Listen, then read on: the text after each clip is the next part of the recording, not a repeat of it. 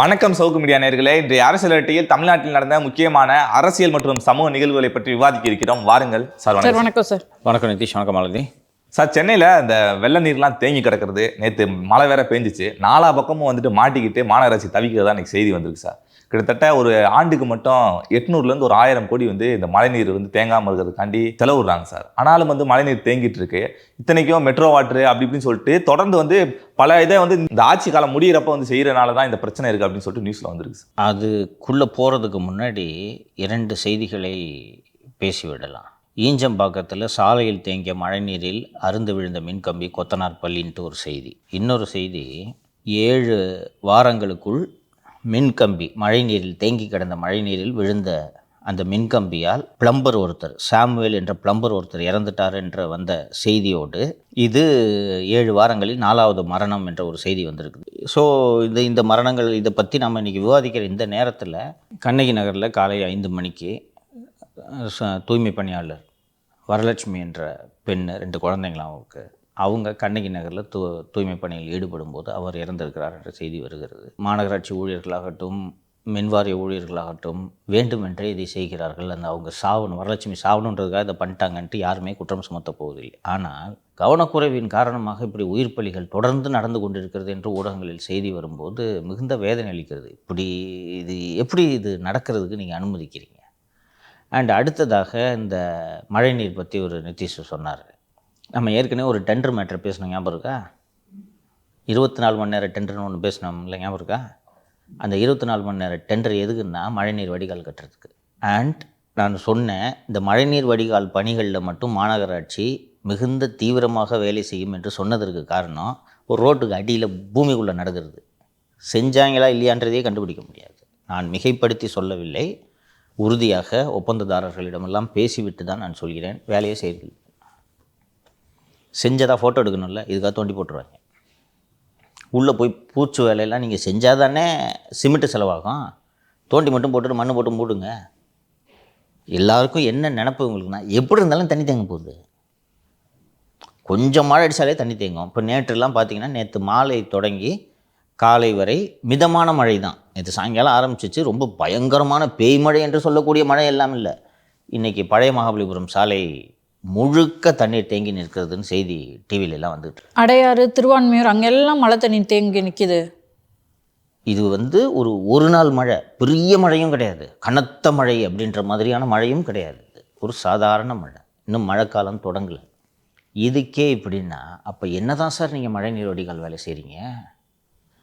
பேச பேச வயிறு எரியுது. இந்த மழைநீர் வடிகால் பணியில் இந்த மாநகராட்சி, உள்ளாட்சித்துறை இவர்கள் எல்லாம் அடிக்கிற கொள்ள கொஞ்சம் நஞ்சம் இல்லை.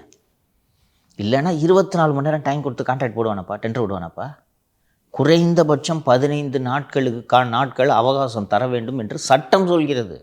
தமிழ்நாடு டிரான்ஸ்பரன்ஸ் ஆஃப் டெண்டர் லா என்ன சொல்லுதுன்னா, 15 நாள், 2 கோடிக்கு கீழே இருக்கக்கூடிய டெண்டருக்கு 15 நாள் அவகாசம் கொடுக்கணுன்ட்டு அந்த சட்டம் சொல்லுது. நீ 24 மணி நேரம் டெண்டருக்கு டைம் கொடுக்குறானா எவ்வளோ திமிர் இருக்கும் யோசிச்சு பாரு. அதுலேயும் சைட் விசிட் சர்டிஃபிகேட்டு, கார்பரேஷன் இயோட சைட் விசிட் சர்டிஃபிகேட் அட்டாச் பண்ணணும்னு சொன்னால் எப்படி கொடுப்பாங்க? அந்த 24 மணி நேரம் டெண்டருக்கு கார்பரேஷனுக்கு இமெயில் மூலமாகவும் பதிவு தபால் மூலமாகவும் புகார் அனுப்பிச்சிட்டேன். 15 நாளுன்னு டெண்டர் டிரான்ஸ்பரன்சி ரூல் சொல்லுது.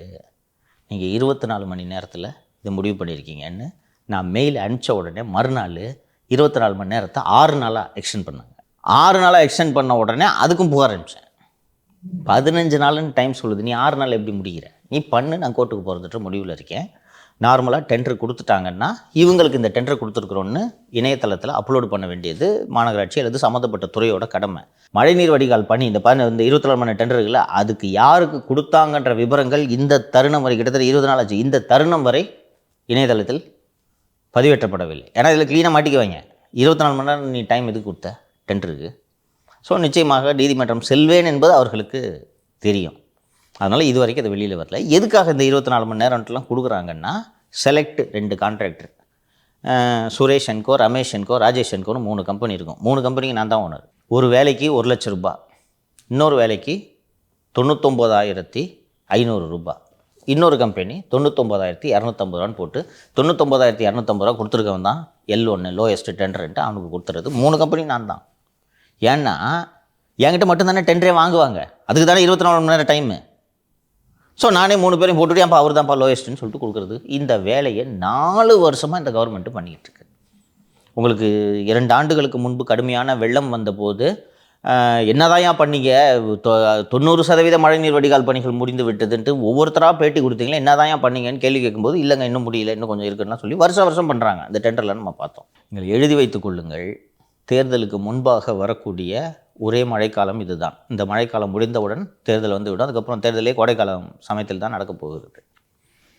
நீ இந்த உங்களுடன் ஸ்டாலின், நலம் காக்கும் ஸ்டாலின், வீடு தேடி ஸ்டாலின், தாயுமானவர் ஸ்டாலின், வெளிநாட்டுக்கு போகிற ஸ்டாலின், சைக்கிள் ஓட்டுற ஸ்டாலின், மூவி ரிவ்யூவர் ஸ்டாலின், நீ எத்தனை திட்டம் வேணாலும் போடுங்க. இயற்கை உங்களை மீண்டும் ஆட்சிக்கு வரவிடாதுன்றதை நான் தொடர்ந்து அடித்து சொல்லிட்டு இருக்கிறேன்னா இந்த மழைக்கு என்ன ஆகுதுன்றது வேடிக்கை பாருங்க. சென்னையோட நிலைமையே அப்படி தான் இருக்குது. தண்ணி வந்துடுது, ஒரு 4-5 நாள் நம்ம கஷ்டப்படுறோம், திரும்ப அங்கேயே வாழ பழகிட்டோம். நம்ம இந்த மழை வந்தோடனே வேளச்சேரி பிரிட்ஜு மேலே வண்டியெல்லாம் நிறுத்துவாங்க. கொஞ்ச நாளைக்கு முன்னாடி நம்ம வந்து பார்த்தோம், கிரேட் கார்ப்பரேஷன் சென்னைக்கு வந்து ஒரு கம்ப்ளைண்ட் போகுது. அதாவது இங்கே வந்து கரண்ட் கம்பிகள்லாம் வெளியே தொங்குது, அதை சரி பண்ணுங்க அப்படின்னா அவங்க அதை ஏஐ மூலமாக சரி பண்ணி அதை அப்லோட் பண்ணுறாங்க. சரி பண்ணாங்க, விஷயத்தை சரி பண்ணல. ஒயர் கிடக்குதுன்ட்டு ஒருத்தன் சமூக அக்கறை உள்ள ஒருத்தன் ஃபோட்டோ எடுத்து சார் இந்த மாதிரி ஒயர் கிடக்குதுன்னு போட்டால் கிராஃபிக்ஸ் பண்ணி ஃபோட்டோஷாப்பில் அதை அழிச்சிட்டு திருப்பி போட்டு ஏப்பா சரி பண்ணிட்டோம்பான்னு போடுறாங்கன்னா இப்போ ஒரு அரசு அதிகாரி இதை செய்கிறாருன்னா எவ்வளோ திமிர் இருக்கும். இப்போ வடகிழக்கு பருவமழை வரப்போகுது, என்ன ஆக போதோ அப்படின்னு சொல்லிட்டு இப்பயே அலாமிங்காக செய்திகள் வர ஆரம்பிச்சிருச்சு. இந்த மழைக்காலத்துக்கு பிறகு வரக்கூடிய தேர்தல் இது மக்கள் மனதில் இருந்து அகலவே அகலாது. இன்னும் உங்களுக்கு 2 வருஷம் ஆட்சி காலம் இருந்துச்சுன்னா தண்ணியில் இது வரைக்கும் தண்ணியில் துணிமணிலாம் தூக்கி தலையில் வச்சுக்கிட்டு அலைஞ்சிட்டு அதுக்கு பிறகு கோடைக்காலம் வந்தோடனே மறந்துட்டு அடுத்த வேலையை பார்ப்போம். தாய்மானவர் வராருவா அப்படின்ட்டு நம்ம போவோம். இந்த ஒரு எந்த வருஷம்ப்பா உங்கள் வீட்டில் தண்ணி வந்தது?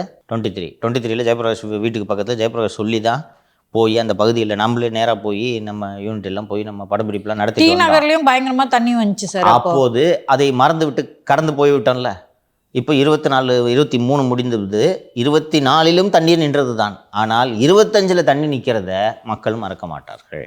ஸோ அப்போது இயல்பாக எழும் கேள்வி, இந்த மழைநீர் வடிகால் கட்டுறதுக்கு இவ்வளோ ஒரு கோடி செலவு பண்ணீங்களே, அந்த பணம் என்ன பண்ணீங்க என்ற கேள்வி எழத்தான் போகிறது. சேகர் பாபு, மேயர் பிரியா உள்ளிட்ட அத்தனை பேரும் மாட்டத்தான் போகிறார்கள். இது இப்படியே போய்விடாது என்று நம்புவோம். மழை வருது, அந்த நேரத்தில் சிறு கஷ்டம் அப்படி இல்லாமல் உயிரிழப்புகளே ஏற்படுதுன்றது அது ஒரு பெரிய சிக்கல் தானே சார். எந்த வேலையுமே அவங்க செய்யலம்மா, அடிப்படை பிரச்சனைம்மா. அதான் சொல்கிறேன்ல, 5 கோடி ரூபா போலீஸ் ஸ்டேஷனுக்கு 15 கோடி ரூபா அமௌண்ட்டை ரைஸ் பண்ணி டெண்டர் கால் ஃபார் பண்ணுறாங்கன்னா எவ்வளோ துணிச்சல் இருந்தால் நீங்கள் இதை செய்வீங்க? அசம்பிளியில் 5 கோடி ரூபா ஒரு போலீஸ் ஸ்டேஷனுக்குன்னு ஒதுக்குறாங்க. ஒரு கன்சல்டண்ட்டை கூப்பிட்டு நம்ம போலீஸ் ஸ்டேஷன் கட்டணும், ஒரு ரிப்போர்ட் கொடுக்கணும், 15 கோடின்னு கொடுக்குறான். 15 கோடி அதை உயர்த்தி நீங்கள் கண்ணு முன்னாடி நீங்கள் இந்த ஊழலை பண்ணுறீங்கன்னா மழைநீர் வடிகாலில் எவ்வளோ செய்வாங்க?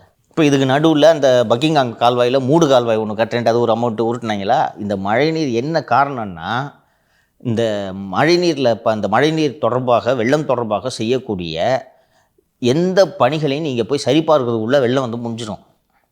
இத்தனைக்கும் மண்ணுக்கு அடியில் இருக்கும், அதுதான் தெரிஞ்சிடும். இப்போது நீங்கள் ஒரு நாள் மழையை சமாளிக்க முடியாமல் சென்னையில் தண்ணி நிற்கிது. இந்த மழை நீரை வடிக்கக்கூடிய பரந்தூர் ஏரிகளை மூடிவிட்டு நீங்கள் விமான நிலையம் கட்டினால் சென்னை என்னவாகும்? டிஆர்பி ராஜாலாம் வாங்கி போட்டு வைத்திருக்கக்கூடிய அந்த நிலங்களோட மதிப்பை ஏற்றணுன்றதுக்காக டிஆர்பி ராஜா என்று சொல்லியிருந்தார். அரசியலுக்கு அப்பாற்பட்டு நாம் பரந்தூரை இப்போ விமான நிலையத்தை பற்றி சிந்திக்க வேண்டும். நாங்கள் ஏன்பா சிந்திக்கணும்? நாங்களாம் லேண்ட் வாங்கி போட்டு வச்சுருக்கா? நீ லேண்ட் வாங்கி போட்டு வச்சுருக்க, விலையேறணும்னு நீ சிந்திப்ப. இப்போ எவ்வளோ அக்கறை இருந்துச்சுன்னா பாருங்கள். இந்த மாதிரிலாம் டிஆர்பி ராஜா பேசியதாக வரலாறே கிடையாது. அரசியலுக்கு அப்பாற்பட்டு அப்படின்னா அக்கறை உனக்கு விமான நிலையம் இல்லை? என்ன செத்துட்டாங்களா அப்போ விமான நிலையம் இல்லாமல் சென்னையில் இருக்கவங்க? இப்போ இதுக்கெல்லாம் வந்துட்டு இந்த 118 ஏக்கர் மெட்ராஸ் ரேஸ் கிளப்போட அந்த நிலத்தை வந்து கைப்பற்றினாங்க. நான் முன்னாடியே பேசியிருந்தோம். அதை வந்துட்டு ஏதோ ஏரியாக்க போகிறதா சொல்லியிருக்காங்க சார். ஏரியாக்க போவதாக தலைமைச் செயலாளர் தலைமையில் நடந்த கூட்டத்தில் முடிவெடுக்கப்பட்டு அறிவிக்கப்பட்டு விட்டது. அது தேசிய பசுமை தீர்ப்பாயத்திலும் அந்த விவரங்கள் தாக்கல் செய்யப்பட இருக்கின்றன. சென்னை ரேஸ் கிளப்பில் அந்த லீஸ் பணத்தை கட்டாததுனால ரேஸ் கிளப்புக்கிட்டேருந்து தமிழக அரசு அதை எடுத்துக்கொண்டது. அந்த இடத்துல ஒரு ஈகோ பார்க், சுற்றுச்சூழல் பூங்காவை கட்டுகிறோம் என்று, பூங்காவை எப்படி கட்டுவது என்று ஒரு வடிவமைப்பு, ஒரு வரைபடம் போட்டு ஒரு ப்ராஜெக்ட் ரிப்போர்ட் ரெடி பண்ணுறதுக்கு 25 கோடிக்கு டெண்டர் விட்டாங்க. ஃபீசிபிலிட்டி ரிப்போர்ட், அதாவது பார்க் கட்ட முடியுமா முடியாதா அப்படின்னு ஒரு தகவல்களை டிசைன். நான் அதை தான் அன்றைக்கி பேசணும். நீங்கள் ஏஐயில் போட்டு எனக்கு பார்க்கு கட்டணும்னு டிசைன் போட்டு கொடுத்தா டிசைன் எல்லாத்தையும் மொத்தமாக எவ்வளோ செலவாகுன்றது வரைக்கும் அது போட்டு கொடுக்க போகுது. இதுக்கு எதுக்கு ஒருத்தனுக்கு நீ 25 கோடி கொடுக்குறேன்னு கேட்டோமா, போச்சு. இப்போது அந்த இடத்தில் பள்ளம் வெட்டி அதை ஒரு ஏரியாக மாற்ற இருக்கிறோம் என்று தலைமைச் செயலாளர் முருகானந்தம் தலைமையிலான அந்த குழு முடிவு செய்திருக்கிறது. இந்த விவரங்கள் தேசிய பசுமை தீர்ப்பாயத்திலும் தாக்கல் செய்யப்பட இருக்கிறது. ஸோ இதை வச்சு ஒரு பார்க்கு கட்டுறேன்ட்டு ஒரு பெரிய அமௌண்ட்டை ஆட்டை போடலாம் என்று திட்டமிட்டிருந்த திரு சேகர்பாபுவின் கனவில் கரிகாலனின் மண் அள்ளி போடப்பட்டது என்பதை மகிழ்ச்சியோடு அறிவித்துக் கொள்கிறேன். ரேஸ் கோர்ஸ் மண் சார். ஆமாம், இதற்கு முற்றுப்புள்ளி வச்சது யார் சார்? கிளாஷ் இருக்கணும் தம்பி. ஒரு சீஃப் செக்ரட்டரி முருகானந்தம் இருக்கிறாருன்னு வச்சுக்க, கொஞ்சோண்டு மனசாட்சி எல்லாருக்கும் இருக்கும்ல. முருகானந்தத்துக்கு இந்த மாதிரி கொஞ்சோண்டு இருக்கும். அவரும் கொள்ளடிக்கிறவர் தான். எடிம்பிபுரியிலேருந்து பெரிய கொள்ளையெல்லாம் அடிக்கிறவரும் ஒரு அலிபாபா தான் அவர். இதில் இந்த மனசாட்சின்றதெல்லாம் தாண்டி ஈகோ கிளாஷ். நான் தலைமைச் செயலாளர் இன்னைக்கு. சேகர் பாபு நம்ம யூசியோடு நெருக்கம். யூசி இங்கே இந்த மாதிரி நம்ம ஈகோ பார்க்கு கட்டலான்னு அனுப்புவார். யூசி காசு வாங்குறா இல்லையான்றது தெரியாது. இருந்தாலும் இந்த பவர் ஸ்ட்ரகிளில் சேகர் பாபு யூசிலாம் ஒரு டீம். ஸோ யூசி நிதித்துறை செயலாளர் என்பதால் யூசி தான் இதெல்லாம் கட்டை போடணும். காசு இல்லை, சம்பளம் கொடுக்க காசு இல்லை, போக்குவரத்து தொழிலாளிகளுக்கு பென்ஷன் கொடுக்கறதுக்கு காசு இல்லை. இந்த நேரத்தில் நீ என்ன பார்க்கு கட்டுறேன்ட்டு 200 கோடி கேட்குறேன் என்று நிதித்துறை செயலர் தான் எதிர்ப்பு எழுப்ப வேண்டும். சேகர் பாபு அவர் ஆளுன்றதுனால சரி சம்பாரிச்சிட்டு போட்டுன்ட்டு அவர் இதற்காக நிதி வழங்கப்படுகிறதுன்னு சொன்ன உடனே நீ என்ன தூக்கிட்டு நீ சீஃப் செக்ரட்டரியாக உட்காரலாம் என்று நீ முடிவெடுத்து கொண்டிருக்கிறாய் என்று நினைக்கக்கூடிய திரு முருகானந்தம் அவர்கள் தலைமைச் செயலாளராக நான் தானே இதுக்கு ஒப்பந்தம் தரணும். சேகர் பாபு சொல்கிறான்ட்டு நீ இதுக்கு பரிந்துரை பண்ணுறியா? எப்படி பார்க்க கட்டுறேன்னு பார்க்கட்டுமா என்று முருகானந்தம் அவர்கள் ஒரு கமிட்டியை போட்டு, ஏன்பா நேஷனல் கிரீன் ட்ரிபியூனலில் பெட்டிஷன் ஃபைல் பண்ணியிருக்காங்க, அங்கே போய் நாங்கள் ஏரி வெட்ட போகிறோன்ட்டு போய் கொடுப்போம். பார்க்கும் கிடையாது, ஒன்றும் கிடையாது. இப்படித்தான் நடக்கும் அரசாங்கத்தில் பல விஷயங்கள். ரொம்ப தூய உள்ளத்தோடு அரசு பணி வீணாகிறதே, இந்த இடத்தில் நிலத்தடி நீரை சேகரிக்கலாமே அப்படின்னு தூய உள்ளத்தோடு வேலை பார்க்கறதுக்கெலாம் ஒரு அதிகாரி இல்லை. புரியுதா? யூசி ஆளா நீ? இது யூசி கொண்ட ஸ்கீமா? எப்படி நடக்குதுன்னு நான் பார்க்குறேன். என்ன காரணம் என்றால், இது நான் ஏற்கனவே நிகழ்ச்சியில் சொல்லணும்னு நினச்சேன், மறந்துட்டேன். ஒரு 3 மாதங்களாகவே கடுமையான பனிப்போர் யூசிக்கும் தலைமைச் செயலாளர் முருகானந்தத்துக்கும் ஓடிக்கொண்டிருக்கிறது. முருகானந்தம் அடுத்த ஆண்டோ அதற்கு அடுத்த ஆண்டோ டிசம்பரில் ஓய்வு பெறுகிறார். யூசி பேட்ச் அதிகாரிகளுடைய பேட்சுக்கு அடிஷ்னல் சீஃப் செக்ரட்டரி தரத்தில் பதவி உயர்வு பண்ணுவதற்கான காலம் வந்துவிட்டது. அவங்க பேட்சை அடிஷ்னல் சீஃப் செக்ரட்டரியாக ப்ரொமோஷன் கொடுக்குற கோப்பில் முருகானந்தம் கையெழுத்திட வேண்டும். யூசி பேட்ச் 95 பேட்ச்னு நினைக்கிறேன். 95 பேட்ச் அடிஷ்னல் சீஃப் செக்ரட்டரி ரேங்க்கில் எல்லாரையும் ப்ரொமோட் பண்ணலாம் அப்படின்னு அந்த பதவி உயர்வு ஆணையில் முருகானந்தம் கையெழுத்திட்டு விட்டால் அடுத்த நாள் யூசி தலைமைச் செயலராகி விடுவார். முருகானந்தம் உப்பு கழகம், காகித கழகம், ஏதாவது ஒரு கழகத்துக்கு தலைவராக நியமிக்கப்பட்டு விடுவார். இவர் தானே தலைமைச் செயலாளர். ஸோ உன் ப்ரொமோஷன் ஆர்டரில் கையெழுத்து போட்டால் தானே நீ சீஃப் செக்ரட்டரியாவ? அடிஷனல் சீஃப் செக்ரட்டரி ஆர்டருக்கு வந்தால் தானே நீ சீஃப் செக்ரட்டரி போஸ்ட்டுக்கு வர முடியும். உன் ப்ரொமோஷன் மேலே கையெழுத்தே போடல, என்ன பண்ணுவேன் என்று முருகானந்தம் அந்த கோப்பில் கையெழுத்திடாமல் தடுத்து வருகிறார். சார், எனக்கு சீஃப் செக்ரட்டரி போட மாட்டேங்கிறாருன்ட்டு எத்தனை முறை போய் யூசி புகாரல் கொடுக்க முடியும்? ஏன்னா முருகானந்தத்துக்கிட்டே நல்லா பேசிகிட்டு இருக்காரு, அவர் தலைமைச் செயலர் நல்லா தானே போயிட்டுருக்கு அப்படின்ட்டு. ஸோ இப்படி ஒரு பனிப்போர், இந்த பனிப்போரோட நீட்சியாக கூட கிண்டி ரேஸ் கோர்ஸ் நிலம் காப்பாற்றப்பட்டு இருக்கும். ஓகேவா? இப்படி தான் நடக்கும். சார், அப்படியே அப்போ டிஜிபி நியமனம் பற்றியும் பேசிடலாமாங்க சார்? நேற்று அந்த வழக்கு வந்துச்சு போல இருக்கு. ஒரு தம்பு சொல்லிட்டுமா, தமிழகத்துக்கு பொம்மை டிஜிபி. ஓகேவா? நேற்று திரு பிரமோத்குமார் அவர்கள் 6 மாதம் சர்வீஸ் இருக்கிறவங்கள தான் நீங்கள் டிஜிபி நியமனத்திற்கு பட்டியலில் சேர்க்கணும், எனக்கு 1 மாதம் தான் இருக்குது, என் பேரை விதிவிலக்கு அளித்து என் பெயரை இதில் சேருங்கள் என்று திரு பிரமோத்குமார் அவர்கள் தாக்கல் செய்த மனு உச்சநீதிமன்றத்தில் விசாரணைக்கு வந்தபோது யூபிஎஸ்சிலேருந்து எங்களுக்கு தமிழ்நாடு கவர்மெண்ட்லேருந்து இது வரைக்கும் எந்த ப்ரொப்போசலும் வரவில்லை என்று கூறிவிட்டார்கள். சொன்னதும் பிரமோத்குமாரோட மனுவை அதெல்லாம் உனக்கு ரிலாக்ஸேஷன்லாம் கொடுக்க முடியாதுன்னு தள்ளிவிட்டு விட்டார்கள். மதுரை உயர்நீதிமன்றத்தில் நடந்தது உங்களுக்கு தெரியும். நீதிபதி திரு எஸ்.எம். சுப்பிரமணியம் அவர்கள் பதவி டிஜிபி நியமனம் தொடர்பான வேலைகளை செய்துவிட்டீர்களா, கோப்புகளில் பணி நடந்து கொண்டிருக்கிறதா என்று கேட்டபோது இதெல்லாம் செஞ்சுக்கிட்டு இருக்கோம் என்று அவர் அரசு தலைமை வழக்கறிஞர், கூடுதல் தலைமை வழக்கறிஞர் சொன்னதுனால சரி நான் அதை முடிச்சு வைக்கிறேன்ட்டு முடிச்சிட்டார். இன்றைக்கி தேதி 23, இன்றைக்கி வரைக்கும் போகல. திங்கக்கிழமை 25, அந்த 5 நாள் தான் வேலை நாள். 30, 31 சனி ஞாயிறு. ஓகேவா? இவனுங்க என்றைக்கு ப்ரொப்போசல் அனுப்பிச்சு? இன்றைக்கி தினமலரில் ஒரு செய்தி வந்திருக்கிறது. என்ன செய்தி என்றால், பிரமோத்குமாரோட மனு இந்த மாதிரி தள்ளுபடி செய்யப்பட்டு விட்டது.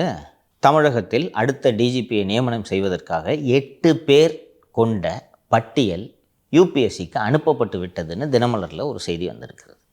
அந்த செய்தி போய் தினமலர் ரிப்போர்ட்டரை கூப்பிட்டு இந்த மாதிரி பேனலில் அனுப்பிச்சிட்டேன், நீங்கள் எக்ஸ்க்ளூசிவாக போட்டுக்கங்கன்னு இவங்க தான் கொடுத்துருக்காங்க. தினமணியில் ஒரு செய்தி வந்திருக்கு. இது வரைக்கும் யூபிஎஸ்சிக்கு ஒரே நாளில், இதே நாளில் இன்றைக்கி தினமணியும்லையும் இந்த நியூஸ் வந்திருக்கு, தினமலர்லையும் நியூஸ் வந்திருக்கு.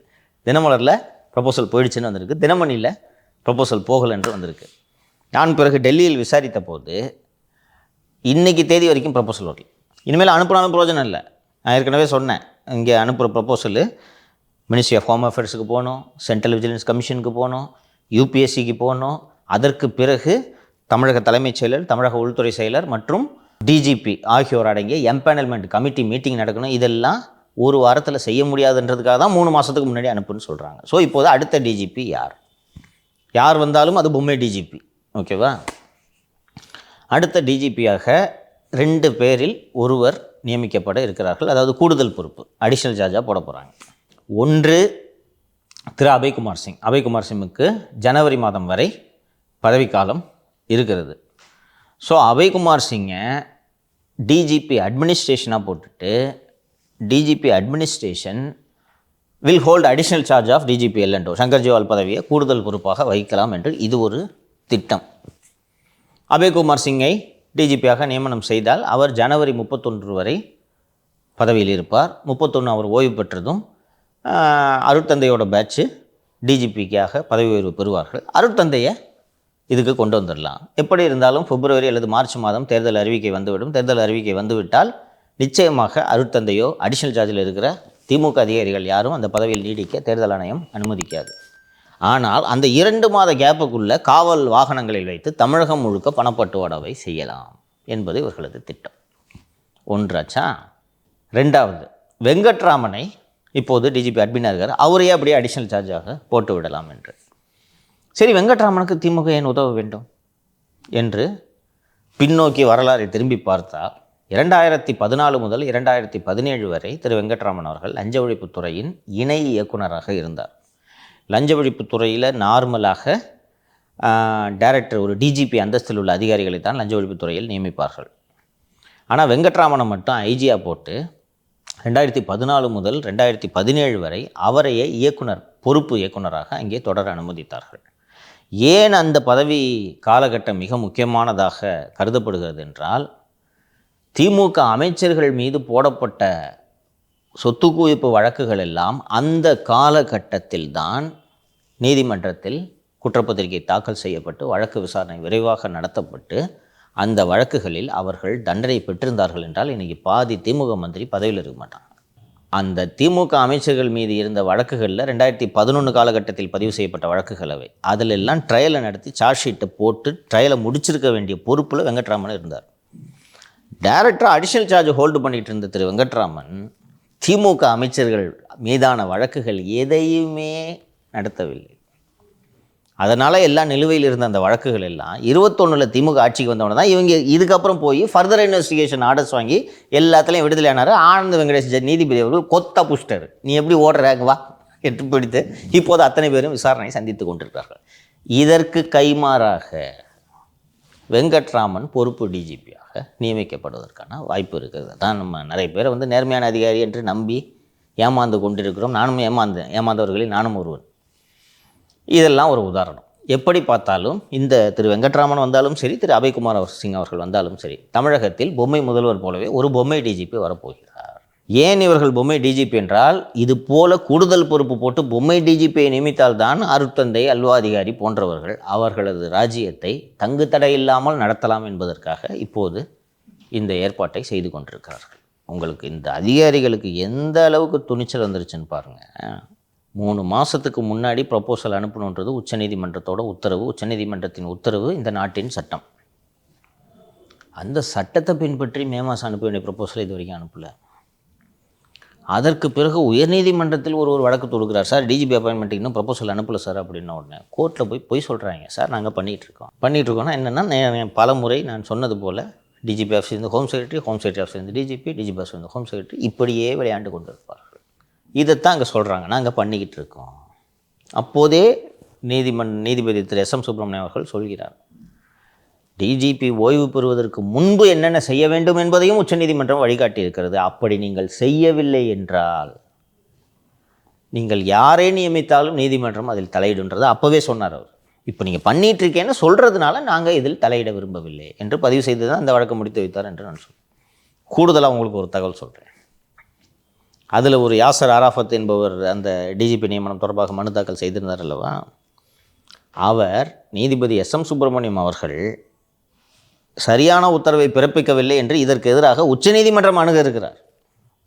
உச்சநீதிமன்றம் போனோன்னா சார் நாங்கள் உங்கள் ரூலை பின்பற்ற மாட்டோம், இன்னும் பண்ணிகிட்டு இருக்கோம்லாம் அங்கே சொல்ல முடியாது. அந்த வழக்கு விரைவில் அடுத்த வாரமே விசாரணைக்கு வர இருக்கிறது என்றும் புரிந்து கொள்கிறோம். சார், தமிழகத்தை பொறுத்த வரைக்கும் மாநில சுயாட்சி பேசுகிறாங்க.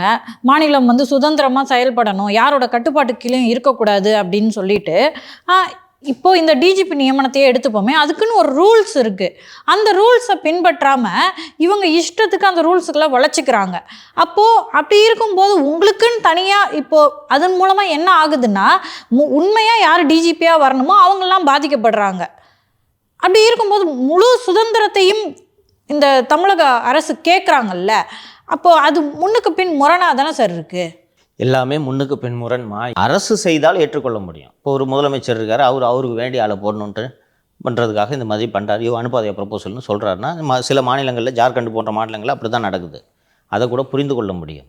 ஆனால் முதல்வருக்கே தெரியாமல் இது நடந்து கொண்டிருக்கிறது என்பது தான் வேதனை. இப்படி ஒரு ஸ்டேட்டில் ஆட்சி நடக்கக்கூடாது.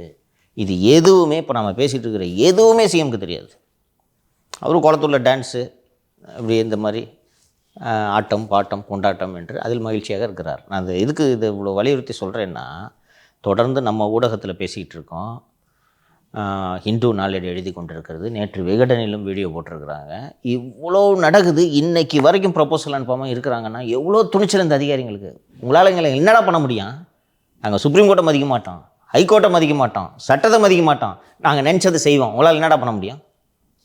இந்த நினைப்பு தானே இந்த அதிகாரிகளுக்கு. இப்படி ஒரு ஆட்சி நீடிக்க வேண்டுமா? இன்னொன்று, எதிர்க்கட்சி தலைவர் திரு எடப்பாடி பழனிசாமியை வேறு சுட்டி காட்டுறாரு, இவருக்கு வேண்டிய ஆளை பண்ணணுன்றதுக்காக இந்த மாதிரி ப்ரப்போசலை 3 மாதத்துக்கு முன்னாடி அனுப்ப வேண்டியது அனுப்பாமல் வச்சுருக்காங்க. அவர் வேறு சொல்கிறார். அதையாவது சொல்லியிருப்பாங்களா சார்? அதுவும் சொல்லிக்க மாட்டாங்க. அவங்க சம்மந்தப்பட்டதில் எப்படி சொல்லுவாங்க? அவர் என்ன உட்காந்து நியூஸ் சேனலில் லைவாக பார்த்துட்ருக்காரு, பேப்பரே படிக்கிறது இல்லை. கருணாநிதி தீக்கதிரி தான் முதல்ல படிப்பார். நான் எத்தனை முறை சொல்லியிருக்கேன், தினமலர் படிப்பார், தீக்கதிரி படிப்பார், துக்ளக்க படிப்பார். அப்படிலாம் இருந்தால் அவர் நல்ல முதலமைச்சர் இருந்திருக்க மாட்டாரா? விடுங்க சார். இதுக்கெல்லாம் வந்துட்டு இந்த திமுகவை சேர்ந்த பொன்முடி அவர்கள் வந்துட்டு இந்த சர்ச்சை ரீதியாக வந்து பேசுனது நம்ம எல்லாருக்குமே தெரியும் சார். அது சம்மந்தமாக நேற்று நீதிமன்றத்தில் வழக்கு வந்து சார். அப்போ என்ன சொன்னாங்கன்னா, நீதிமன்றத்தில் நீங்கள் எப்படி விசாரிக்காமல் நீங்கள் பாட்டு எஃப்ஐஆர் க்ளோஸ் பண்ணி எஃப்ஐஆரே பெஸ்ட்டு போடல, எப்படி நீங்கள் முடிச்சு வைப்பீங்க அப்படின்னு சொல்லி கேட்டிருக்காங்க சார். திரு பொன்முடி அவர்கள் பெரியார் திராவிடர் கழகத்தின் ஒரு கூட்டம் என்று நினைக்கிறேன். அந்த கூட்டத்தில் பேசும்போது சைவம் மற்றும் வைணவ மதங்களை பற்றி மிகவும் கொச்சையாக, ஒரு ஆபாசமாக, அந்த காலத்தில் நாங்கள் இப்படிலாம் பேசின்னு இருப்போம் என்று அதை சிலாகித்து பெருமையோடு சொன்னார். அந்த வீடியோ வெளியாகி ரொம்ப கடும் கண்டனத்திற்கு உள்ளாகி, அதனால தான் அவரது அமைச்சர் பதவியே பறிபோனது.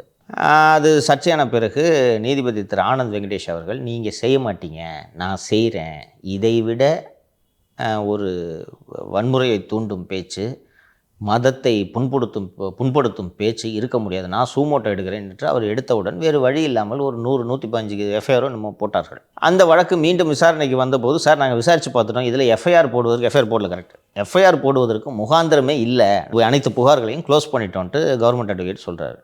சொன்ன உடனே அப்போது திரு வேல்முருகன் இருந்தார் என்று நினைக்கிறேன், நீதிபதி திரு வேல்முருகன் அவர்கள், சரிப்பா க்ளோஸ் பண்ணேன், கம்ப்ளைண்ட்டை க்ளோஸ் பண்ணுறதுக்குன்னு ஒரு முறை இருக்குது, கம்ப்ளைண்ட்டை க்ளோஸ் பண்ணிட்டா உங்களுக்கு கம்ப்ளைண்ட்டை நான் க்ளோஸ் பண்ணிட்டேன், இதை விசாரிக்கிறதுக்கு ஒன்றும் இல்லைன்ட்டு யார் புகார் கொடுத்தாங்களோ அவங்களுக்கு இந்த தகவலை சொன்னீங்களா என்று கேட்டதும், நேற்று இந்த வழக்கு விசாரணைக்கு வரும்போது, சார் பாருங்கள் சார், நாங்கள் இவ்வளோ பேருக்கும் எல்லாத்தையும் சொல்லிட்டு வந்து பாருங்கள், இது ஸ்பீட் போஸ்ட்டில் அனுப்பிச்சிருக்கோம், பாருங்கள் எல்லாருக்கும் போய் சேர்ந்துருச்சு என்று சொன்னதும், சரி நீங்கள் முடிச்சிட்டோம், எஃப்ஐஆர் போட வேண்டிய அவசியம் இல்லைன்னு சொல்கிறீங்க, ஒத்துக்கிறோம், எஃப்ஐஆர் போட வேண்டிய அவசியம் இல்லைன்ட்டு எதை வச்சு நீங்கள் முடிவு பண்ணீங்க என்று நீதிபதி கேட்கவும், இவர்கள் சார் இது இப்போ புதுசாக பேசுனதில் 1972 பேசுனதை இவர் திருப்பி சொல்லியிருக்காரு, நினைவு கூர்ந்திருக்காரு. அதன் அடிப்படையில் இது ஒரு பிரச்சனை சொன்னோன்னே, அப்படின்னா சரி என்ன பண்ணுறீங்க, அந்த 72 பேசுனாங்க நீங்கள்ல, அதை எடுத்துன்னு வாங்க, அந்த ஆடியோ கொண்டு அது இதில் இப்போ பேசுனாங்கல்ல இதையும் எடுத்துகிட்டு வாங்க, ரெண்டையும் வச்சு ஒப்பிட்டு அதே தான் பேசியிருக்காரான்னு பார்ப்போம். மாட்டிக்கிட்டாங்க, நீங்கள் எங்கேருந்து போய் எடுப்பீங்க, ஸோ அதை ரெண்டையும் எடுத்துகிட்டு வாங்க, நம்ம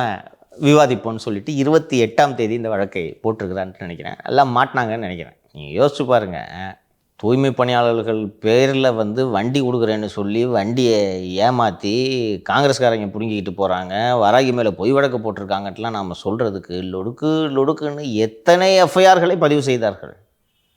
இதில் இருந்தாலும் இவ்வளவு ஆபாசமாக பேசியிருக்காரு. அட்லீஸ்ட் எஃப்ஐஆரை போட்டுட்டு சார் விசாரிக்கிறோன்னு சொன்னாலும் பரவாயில்ல, எஃப்ஐஆரே போட மாட்டேன்ட்டு நீங்கள் போய் இன்றைக்கி வாதிட்டுக்கிட்டு கொண்டு இருக்கிறீர்களே, யார் பொன்முடி பேசியது யார் ஏற்றுக்கொள்வார்கள்?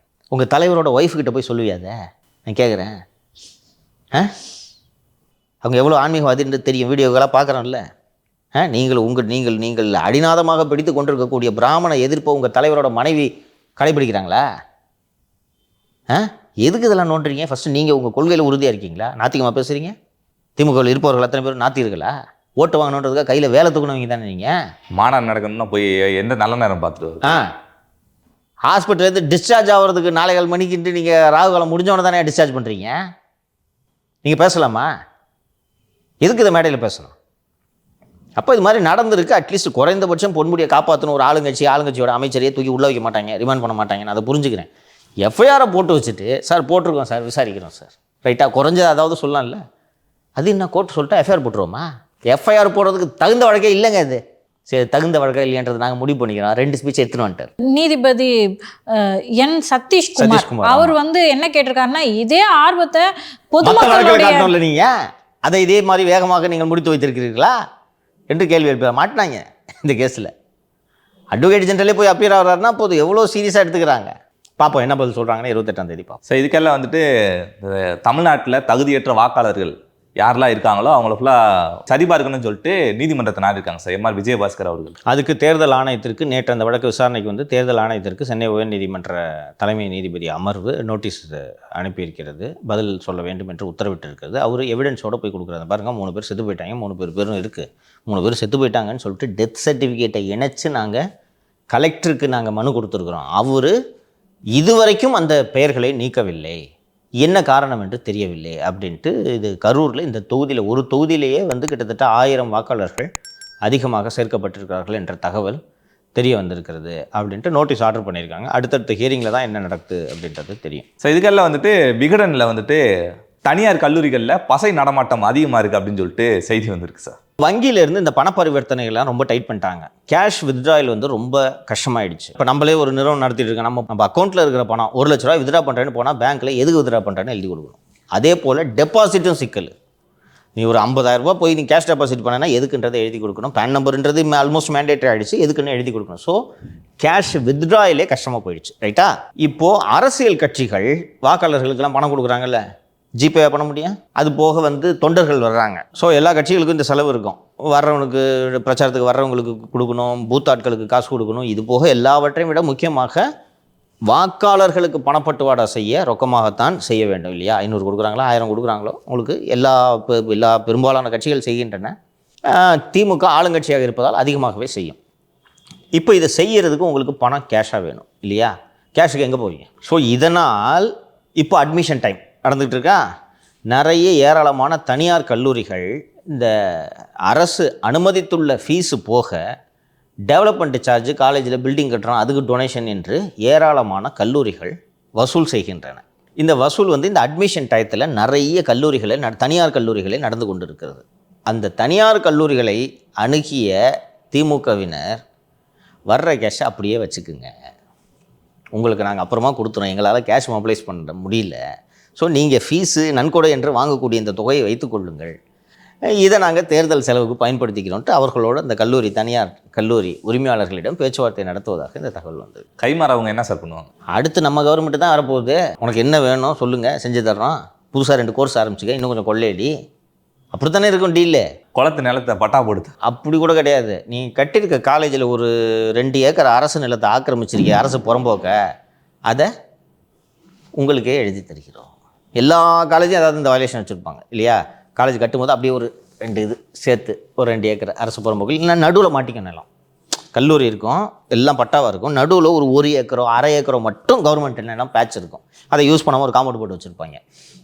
எங்களுக்கு நீங்கள் இந்த லேண்டுக்கு பதிலாக நாங்கள் வேறு லேண்டு தர்றோம், இல்லை பணமாக கட்டி விடுகிறோம் என்று அரசுக்கு இவர்கள் எழுதி கொடுத்து அந்த மனுலாம் பலகாலமாக நிலுவையில் இருக்கும். அதெல்லாம் நான் உனக்கே பண்ணித்தரேன், இப்போ கொடு, லிக்விடிட்டின்னு சொல்கிறாங்கல்ல சார். நேற்று நடந்த சமூகம் தொடர்பான செய்திகளை எல்லாத்தையுமே அலசிட்டோம். ஸோ அடுத்தது அரசியல் தான் சார்.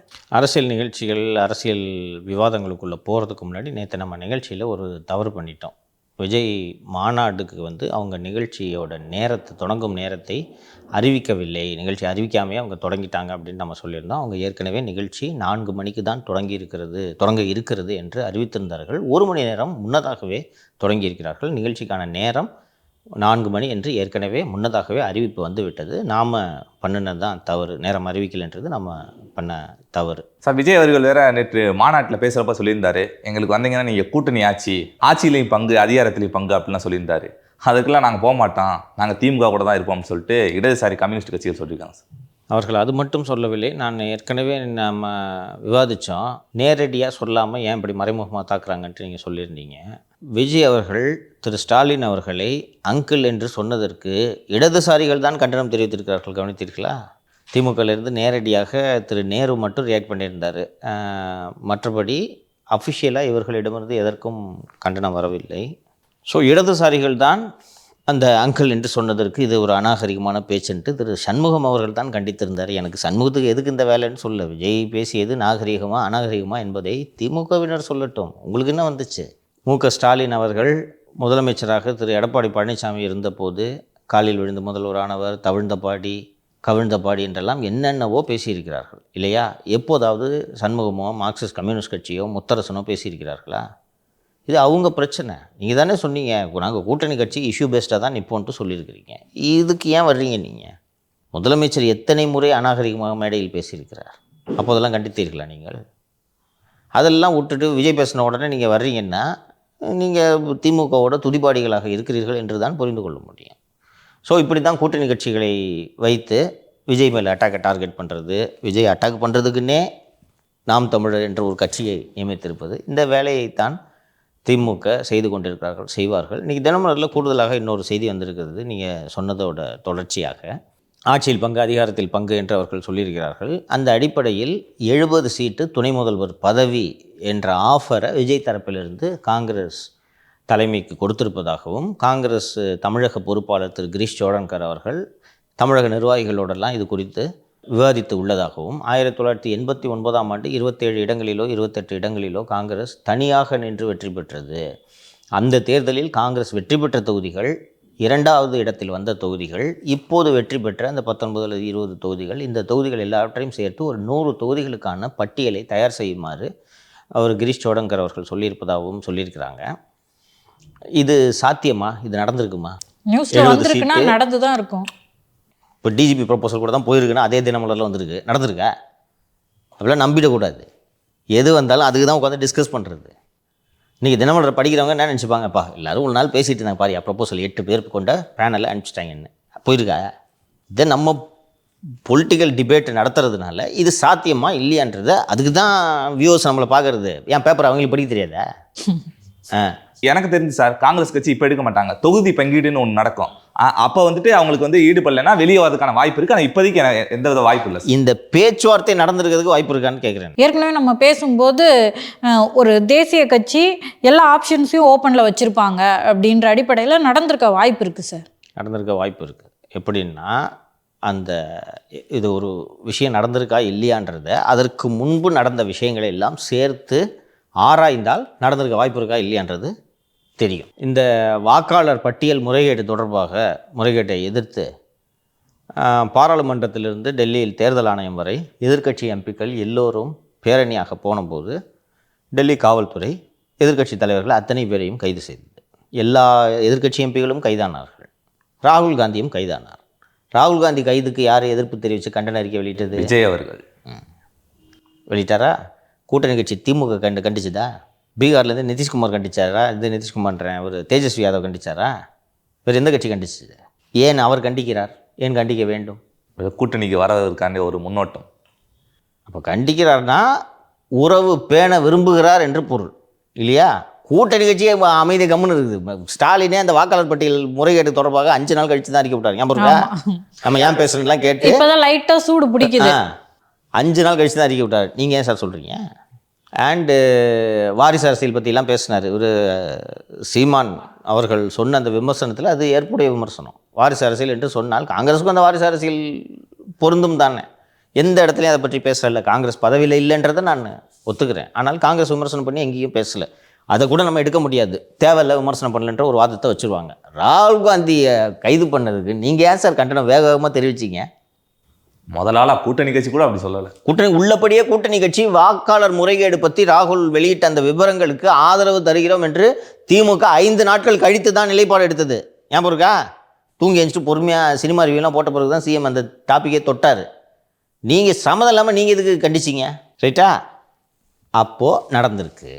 இப்படி தான் புரிஞ்சுக்கணும் செய்தியை, இல்லையா? இப்போ இந்த விஷயம் நடக்கலைன்னா ஊகம்தான், நடந்திருக்கலாம், நடக்காமே இருக்கலான்னு. இதை வச்சு நிச்சயமாக நடந்திருக்கிறது. 70 சீட்டுன்ற ஆஃபருக்கு 70 கூடுதலாகவே ஆஃபர் பண்ணியிருக்கவும் வாய்ப்பு இருக்குது. அதிகாரத்தில் பங்குன்றதை அவர் வெளிப்படையாகவே அறிவித்து விட்டார். காங்கிரஸ் அதை பரிசீலனை பண்ணுமா? பண்ணுவாங்க சார். ஏன்? அவங்களுக்கு ஒரு ஆப்ஷனை வச்சிருக்கலாம். எல்லா கட்சிகளும் ஆப்ஷனாக ஓப்பன் பண்ணி வச்சுருப்பாங்க. ஏன்னா இவர் வேற சார் தேமுதிகவை கூப்பிட்டு சந்திக்கிறாரு, பிஎம்கேக்கு வந்து ஐயா உடல்நிலை எப்படி இருக்குன்னு சொல்லிட்டு விசாரிக்கிறாரு. அப்படி இருக்கும்போது தேசிய கட்சிகளும் இதை கவனிச்சுக்கிட்டு தானே இருப்பாங்க. நிச்சயமாக கவனிச்சுட்டு இருப்பாங்க, கவனிச்சுக்கிட்டு இருக்கணும். அதுதான் அரசியல். சுற்றி ஒவ்வொரு நகர்வையும் கவனிக்கணும். அதுதான் ரொம்ப முக்கியம். அப்படி இருக்கும்போது இன்னொரு வாய்ப்பு இருக்கும்போது அந்த வாய்ப்பை அவங்க எக்ஸ்ப்ளோர் பண்ணலாம், எல்லா ஆப்ஷனையும் ஓப்பனாக பேசி வச்சுக்கலாம். திமுக பிஜேபியோடு ரகசிய உறவில் இருக்கிறதா என்பதையும் காங்கிரஸ் கண்காணித்து கொண்டு தானே இருக்கும். போன வாட்டி 20 சீட்டு கொடுத்தாங்க, 25 சீட்டுன்னு நினைக்கிறேன், 25 சீட்டு கொடுத்தாங்க. இந்த வாட்டி 15 வாங்கிக்கிங்கன்னு சொன்னால் வேற ஆப்ஷனே இல்லைன்னும் போது அவங்க என்ன சார் பண்ணுவாங்க? அப்போது இன்னொரு ஆப்ஷன் பிளான் பி, லாஸ்ட் மினிட்ல இப்போ 10 சீட்டுப்பா வேணா வாங்க இல்லைனா போங்கன்னு சொன்னால் அடுத்த ஆப்ஷனை ஓப்பனாக வச்சுக்கணும். இப்போ இந்த பக்கம் பிஜேபி இருக்கிறதுனால இந்த ஆப்ஷன் க்ளோஸ்டு. ஸோ விஜய் கூட கூட்டணி வச்சா எந்தெந்த தொகுதிகளில் போட்டியிடலாம், எந்தெந்த தொகுதிகளை கேட்கலாம், வெற்றிக்கான சாத்தியக்கூறுகள் என்ன, ஒரு 4-5 தொகுதியில் சர்வே எடுங்க. காங்கிரஸுக்கு எவ்வளோ வாக்கு சதவீதம், தாவேக்கு எவ்வளோ வாக்கு சதவீதம் சேர்த்தா வெற்றி வாய்ப்பு இருக்கிறதா, திமுக அதிமுக கூட்டணியை மீறி தாவேக காங்கிரஸ் கூட்டணி வெற்றி பெறுமா அப்படின்னு இந்த ஆப்ஷனை ஓப்பனாக வச்சுக்கோங்க. அது மட்டும் திங்க் பண்ண மாட்டாங்க.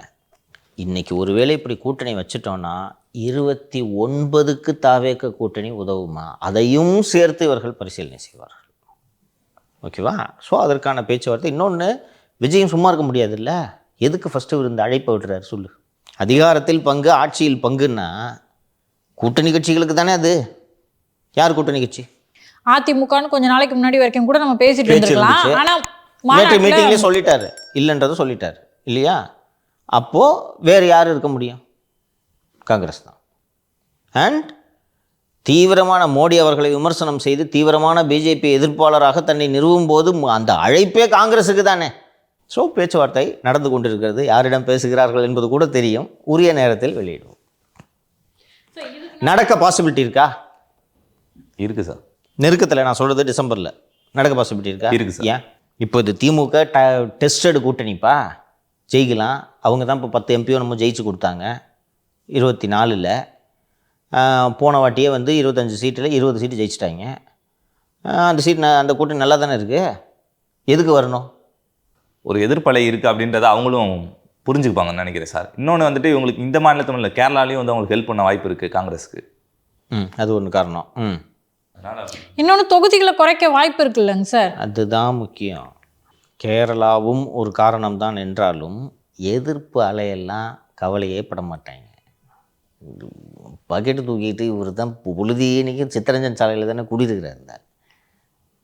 ஒரு விஷயத்துக்கு கண்டனம் தெரிவிச்சிருக்கீங்களா நீங்கள்? மார்க்சிஸ்ட் கம்யூனிஸ்ட் கட்சியாவது வெளிப்படையாக தூய்மை பணியாளர்களோட பிரச்சனையிலேருந்து எல்லா பிரச்சனைகளும் அவர்கள் வெளிப்படையாக தங்கள் நிலைப்பாட்டை தெரிவிக்கிறார்கள். ஒரு வார்த்தை பேசியிருக்காங்களா? கூட சேர்ந்து ஒத்துவுதுறாங்க. எதுக்கிறதுனா இவங்களையும் சேர்த்து தான் இருக்கணும். அதனால் அந்த அளவுக்கு நாகரிகம்லாம் காங்கிரஸ் கட்சியிடம் நீங்கள் எதிர்பார்க்கக்கூடாது. ஓகேவா? தொகுதியை குறைச்சிடுவாங்க. 25 வாங்கிட்டு இருந்தோம். அந்த பாருங்கள், புதுசாக பாமகலாம் வருது, ஒரு 12 வாங்கிக்கிங்கன்னு வாங்க. அப்போது அதை ஒத்துக்கொண்டால் 2011 தான் நினைக்கிறேன் 63 சீட்டுகளில் போட்டியிட்ட காங்கிரஸ் கட்சி இன்று தேய்ந்து 25க்கு வந்துருச்சு. இப்போ நீங்கள் 15ல் போட்டிங்கன்னா அடுத்த வாட்டி உனக்கு 5 பொறுக்கிட்டு போன்றுவாங்க. அதை ஒரு கட்சியை அனுமதிக்கக்கூடாது. அந்த அடிப்படையில் 2 ஆப்ஷனையும் ஓப்பன் பண்ணி வைக்கலாம். இப்போ நீங்கள் 25 சீட்டில் போட்டியிட்டு வெற்றி பெறுகிறீர்களோ தோல்வி பெறுகிறீர்களோ அதில் கிடைக்கும் வாக்கு சதவீதமும் 70 தொகுதிகளில் போட்டியிட்டால் கிடைக்கும் வாக்கு சதவீதம் வேறு வேறு அல்லவா? இப்போ காங்கிரஸ் கட்சிக்கு இப்போ அதிகபட்சம் 5% கொடுப்பாங்க ஓட்டு பர்சன்டேஜ். காங்கிரஸ் கட்சி விஜய் கூட போட்டிட்டு 10% ரீச் பண்ணிட்டாங்கன்னா அப்படி இருந்தாலும் வந்து கட்சிக்கு வளர்ச்சி இல்லைவா? 10% வச்சுக்கிட்டு நீங்கள் 29 பேச்சுவார்த்தை நடத்தும்போது you will be in a better position. அதான். ஸோ அதுக்கெல்லாம் வாய்ப்பு இருக்கா அப்படின்னு சொல்லிட்டு திமுகவும் யோசிச்சுட்டு இருக்கோம்னு நினைக்கிறேன். அதாவது ஒருவேளை காங்கிரஸ் வெளியே போகுது அப்படின்னா விஜய் அவர்களோட கரங்களை பற்றி 2 பேரும் வலுவாகிடுறதுக்கு வாய்ப்பு இருக்கோ அப்படின்ற விஷயங்களெல்லாம் அவங்களும் யோசிச்சுட்டு இருப்பாங்கன்னு நினைக்கிறேன். இப்போ இதுக்கு நடுவில் சார் ராகுல் யாத்திரை போக போகிறாருங்க சார். அதில் திரு ஸ்டாலின் அவர்கள் இணையே இருக்கார். 27ஆம் தேதி இந்த வாக்காளர் முறைகேடு தொடர்பாக பீகாரில் ஓட்சோர் யாத்திரா என்று பேரணி நடத்த இருக்கிறார். பீகாரில் அடுத்த 2 மாதங்களில் தேர்தல் வருது, அங்கே அந்த யாத்திரை நடைபெற இருக்கிறது. அதில் 27ஆம் தேதி நடைபெறும் யாத்திரையில் தமிழகத்திலிருந்து திரு ஸ்டாலின் அவர்கள் அந்த யாத்திரையில் கலந்து கொள்கிறார். ஸோ அப்படி கலந்துக்கிட்டா உங்களுக்கு மனசில் தோணும், இவ்வளவு நெருக்கமாக இருக்காங்க, அண்ணன் தம்பியாக பழகிட்டு இருக்காங்க, அது எப்படி சார் கூட்டணி விட்டு போவாங்கன்னா போவாங்க, அவங்க போயிடுவாங்கன்னு சொல்லிட்டு ஒரு பயத்தில் போகிறாரோ அப்படின்னு தோணுது சார். அப்படியும் இருக்கலாம், அப்படியும் இருக்கலாம். எல்லா கட்சியும் எல்லா ஆப்ஷனையும் ஓப்பனாக வச்சுருப்பாங்க. புரியுதா? இன்றைக்கி போகிறாங்க, இப்போ இந்த யாத்திரைக்கு போயிட்டு வர்றதா 27ஆம் தேதி கலந்துக்கிட்டு கட்டி பிடிச்சலாம் ஃபோட்டோ வரும், என்ன பாத்தியா எவ்வளோ ஒத்துமையாக இருக்காங்கன்ட்டு. மறுநாள் 28ஆம் தேதி டாக்டர் ராமதாஸ் வந்து நான் அவங்க கூட கூட்டணிக்கு வரேன்னு சொல்லிட்டாருன்னா அடுத்த நாளே கைட்டு விட தயங்க மாட்டாங்க. இதான் அரசியல். இப்படி பல கூட்டணிகள் முறிந்திருக்கிறது, சேர்ந்திருக்கிறது. அதனால் இதையெல்லாம் வைத்து எந்த முடிவுக்கும் வர முடியாது. இப்படி தான் இந்தியா கூட்டணியில் எல்லோரும் ஒன்று மண்ணாக தானே இருந்தாங்க. அப்புறம் எதுக்கு மேற்கு வங்கத்தில் திரிணாமுல் காங்கிரஸ் தனியாக போட்டிட்டுச்சு, ஆம் ஆத்மி தனியாக போட்டிட்டுச்சு, எல்லாம். இப்போ நீங்கள் இந்த யாத்திரையில் பார்த்தீங்கன்னா மார்க்சிஸ்ட் கம்யூனிஸ்ட் கட்சி எல்லாம் ஒன்றா தான் இருக்காங்க. கேரளாவில் காங்கிரஸ் சிபிஎம் ஒன்றா இருக்காங்களா? இல்லை சார். கட்டி உருள்றாங்களாங்க. அதான் அரசியல். எப்படி அதிமுக திமுகவோ அது மாதிரி அதே தான். புரியுதா? அதனால இன்றைக்கி இந்த யாத்திரையில் கலந்துக்கிறாருன்றதுனா அப்படியே 26 வரைக்கும் இந்த கூட்டணி தொடரும் என்பதற்கு எந்த உத்தரவாதமும் இல்லை. இது எல்லா பஞ்சாயத்தும் தொகுதி பங்கீட்டில் தொடங்கும், பெரிய பிரச்சனையாகும்.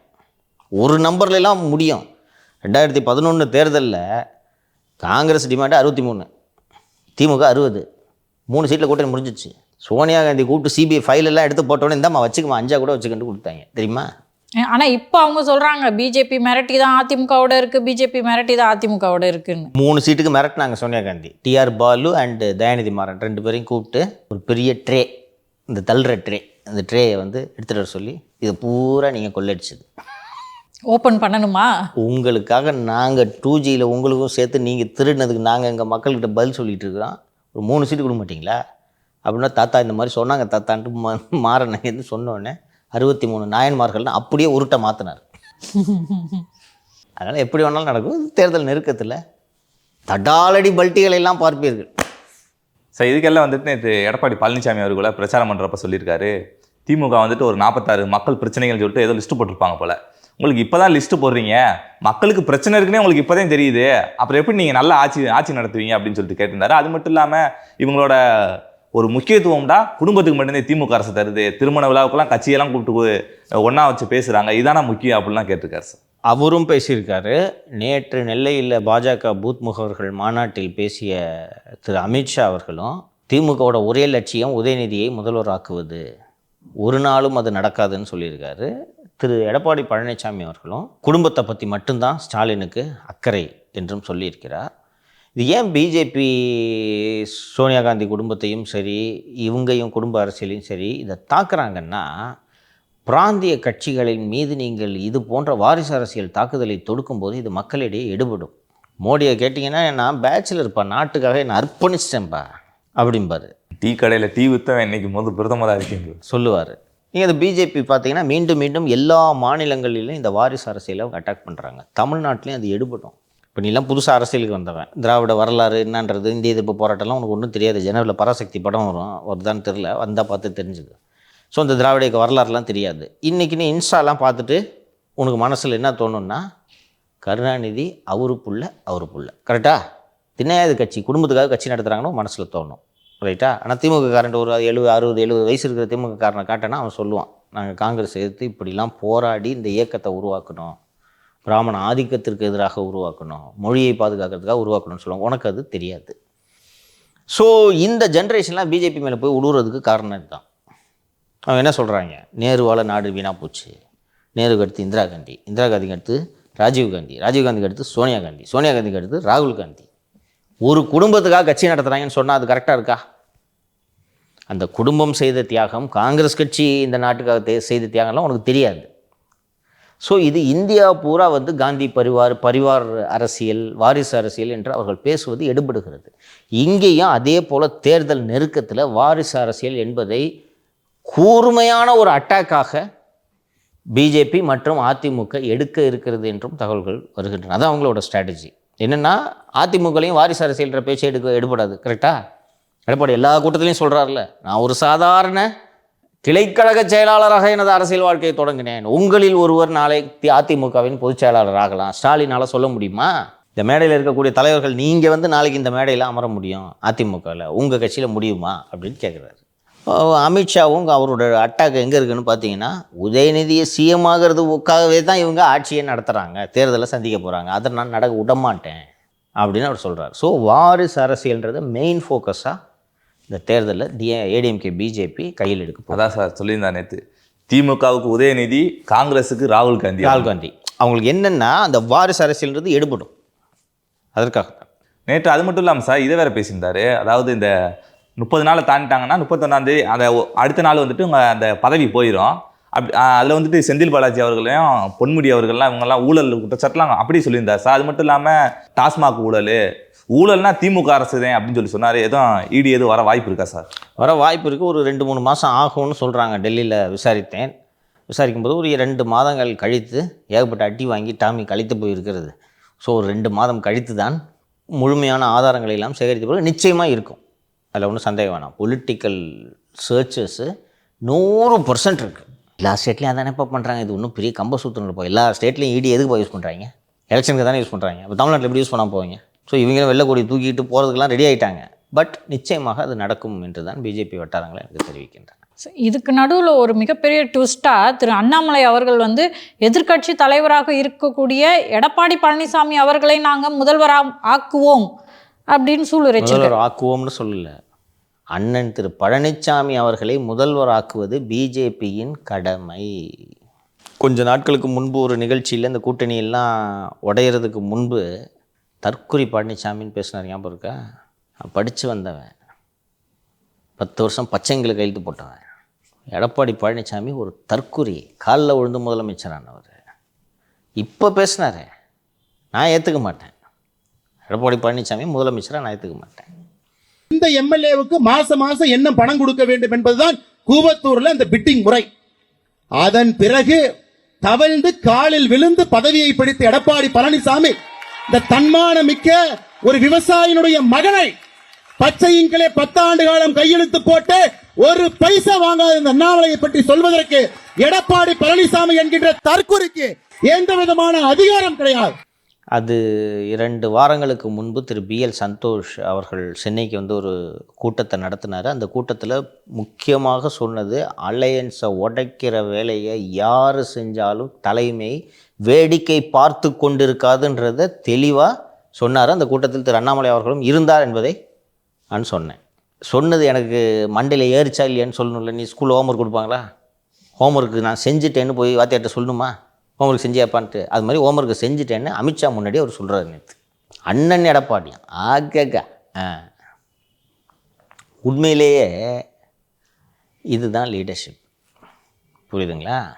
திரு பழனிசாமி இவங்க சொல்கிறாங்க, தவழ்ந்த பாடி பாதம் தாங்க பழனிசாமிலாம் திமுக விமர்சனம் பண்ணுறாங்க.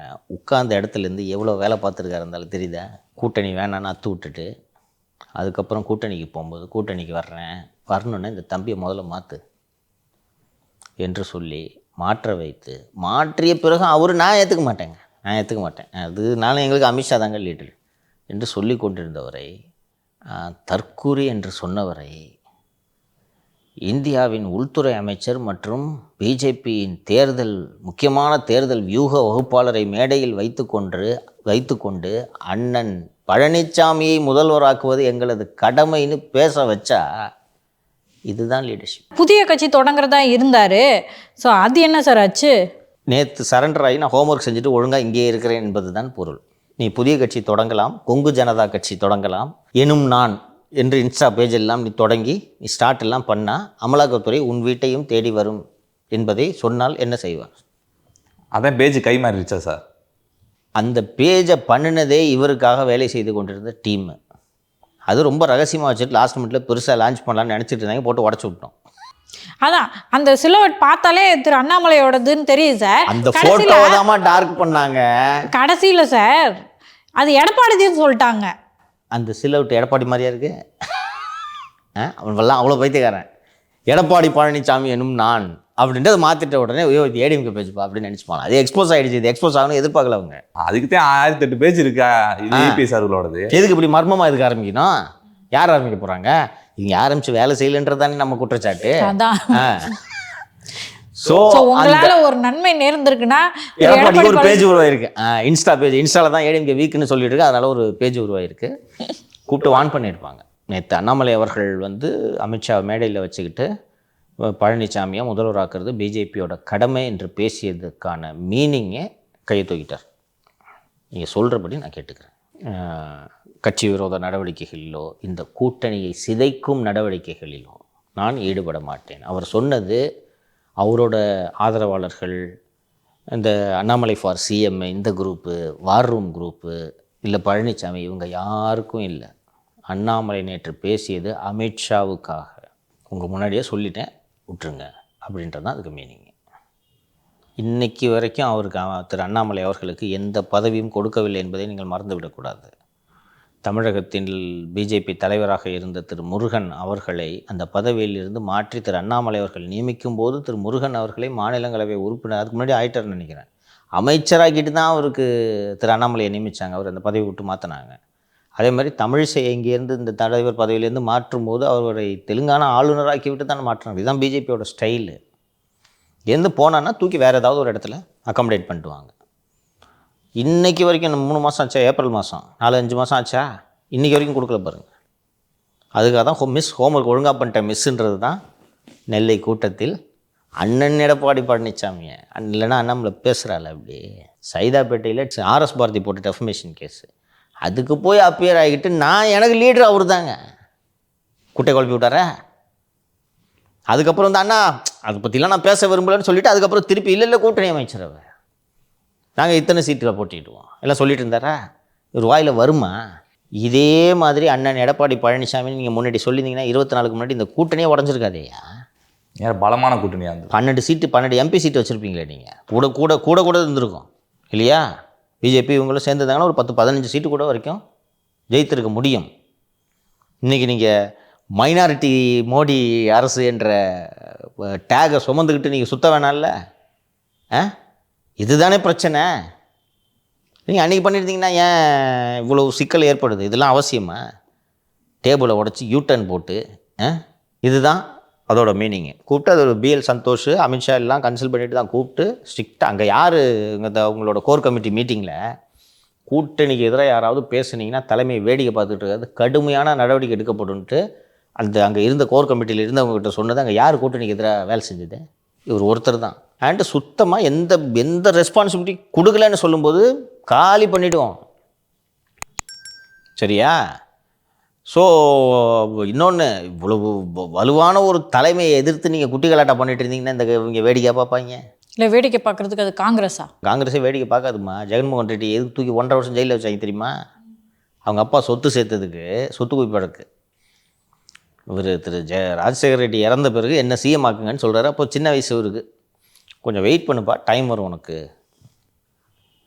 வெயிட் பண்ணு என்று சொன்னோன்னா அதெல்லாம் முடியாது, நான் தனி கட்சி ஸ்டார்ட் பண்ணுறேன்ட்டு ஸ்டார்ட் பண்ணார். சரி ராஜா இரு ராஜான்ட்டு காங்கிரஸ் CM ராஜசேகர் ரெட்டி அவர் மீது சொத்து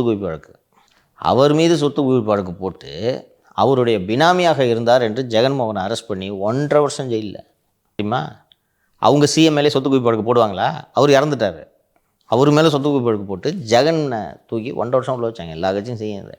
அதனால் இவருடைய சொத்து கணக்கு பட்டியல்கள், முதலீடுகள் அத்தனை விவரங்களும் பிஜேபி தலைமையிடம் இருக்கின்றன. எங்கே வாங்கினார், யார்கிட்ட வாங்கினார், எங்கே இன்வெஸ்ட் பண்ணியிருக்காரு, எல்லாம் தெரியும்.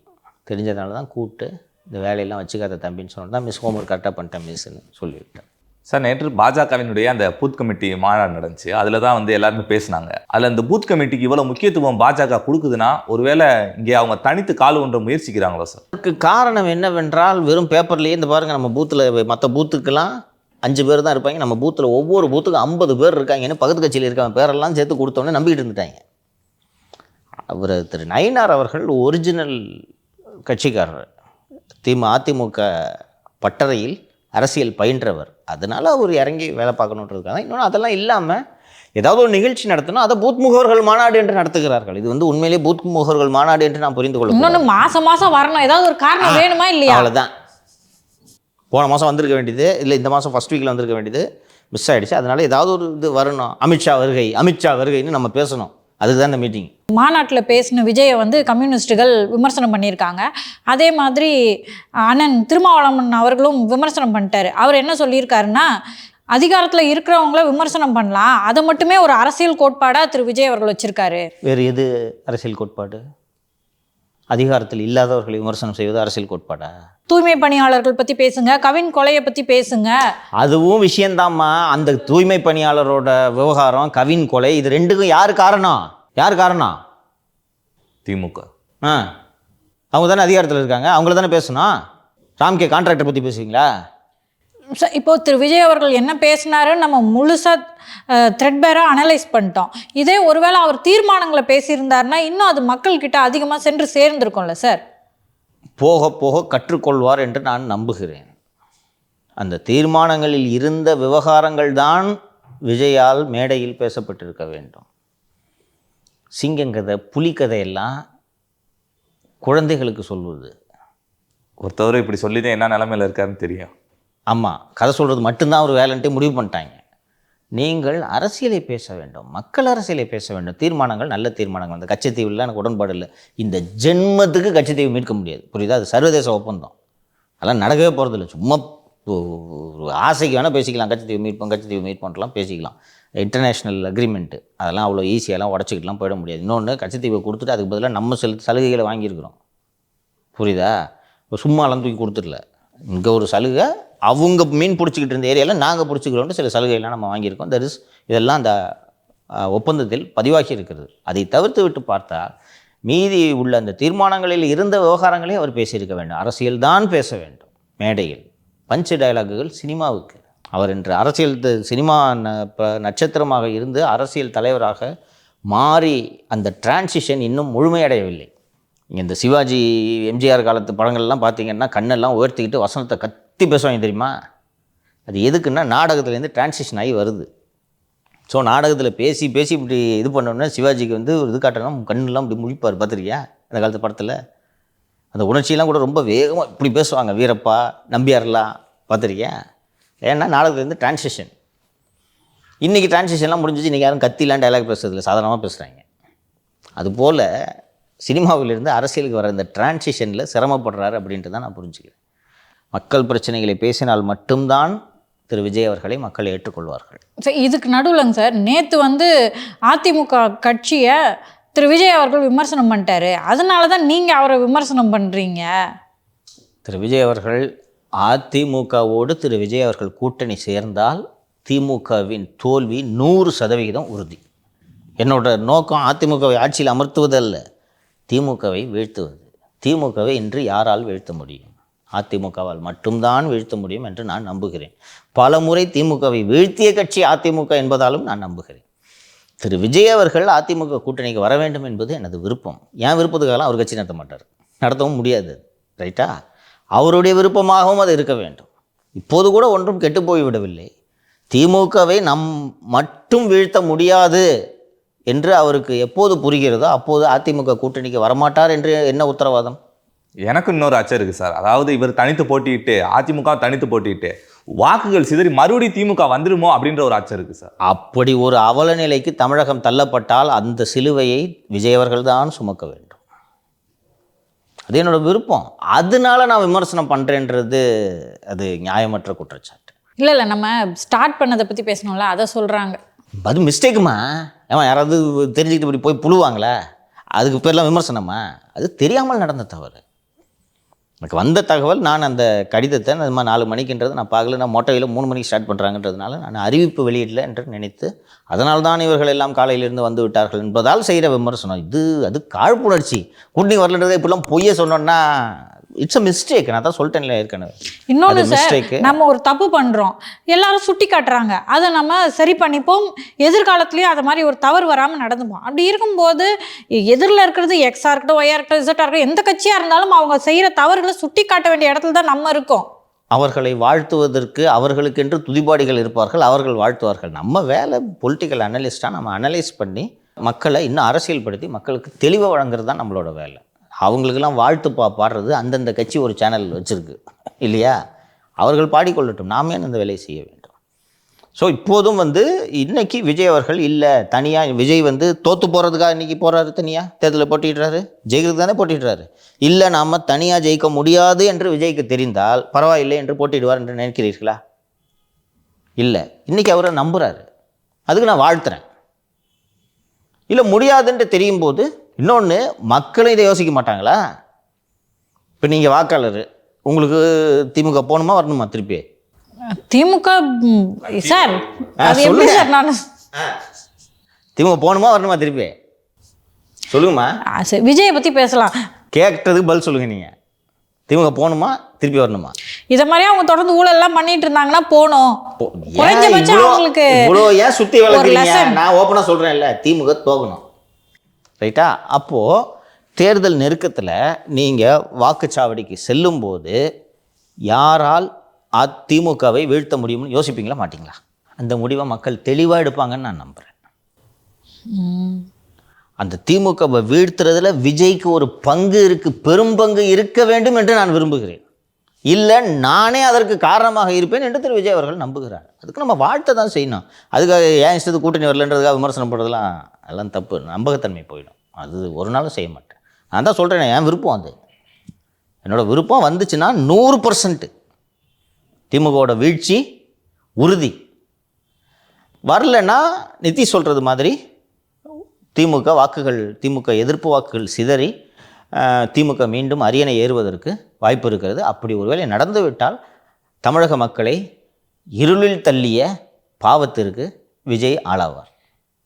ஏற்கனவே கலைஞர் தலைமையில் திமுக வெல்லும் போது எதிர்கட்சி தலைவராக செல்வி ஜெயலலிதா போய் உட்காரும் போது தான் சட்டமன்றத்திலே அவங்க முடிய பிடிச்சி அடித்தாங்க. ஸோ அப்படிப்பட்ட கட்சி தான் அது.